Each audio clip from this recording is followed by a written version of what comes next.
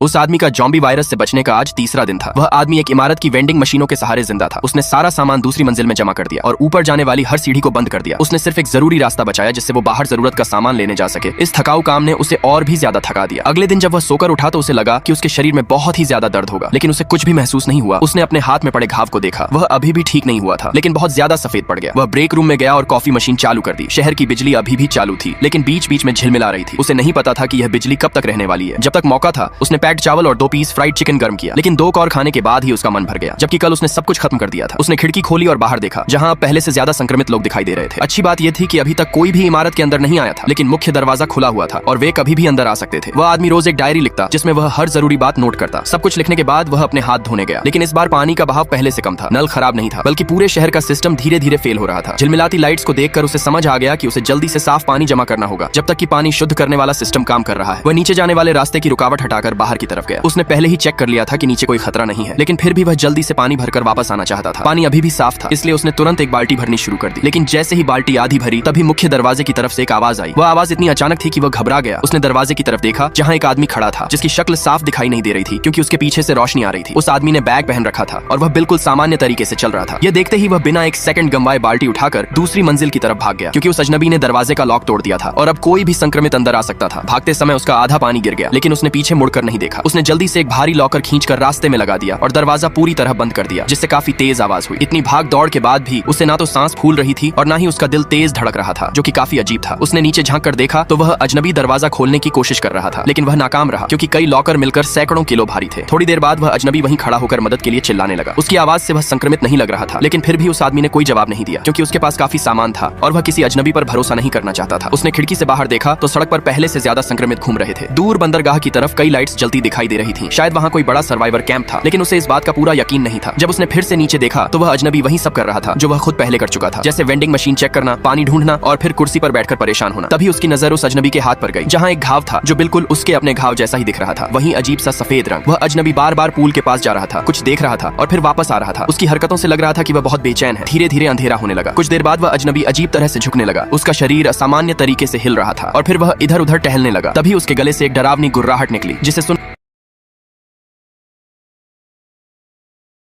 उस आदमी का जॉम्बी वायरस से बचने का आज तीसरा दिन था। वह आदमी एक इमारत की वेंडिंग मशीनों के सहारे जिंदा था। उसने सारा सामान दूसरी मंजिल में जमा कर दिया और ऊपर जाने वाली हर सीढ़ी को बंद कर दिया। उसने सिर्फ एक जरूरी रास्ता बचाया जिससे वो बाहर जरूरत का सामान लेने जा सके। इस थकाऊ काम ने उसे और भी ज्यादा थका दिया। अगले दिन जब वह सोकर उठा तो उसे लगा कि उसके शरीर में बहुत ही ज्यादा दर्द होगा, लेकिन उसे कुछ भी महसूस नहीं हुआ। उसने अपने हाथ में पड़े घाव को देखा। वह अभी भी ठीक नहीं हुआ था, लेकिन बहुत ज्यादा सफेद पड़ गया। वह ब्रेक रूम में गया और कॉफी मशीन चालू कर दी। शहर की बिजली अभी भी चालू थी, लेकिन बीच बीच में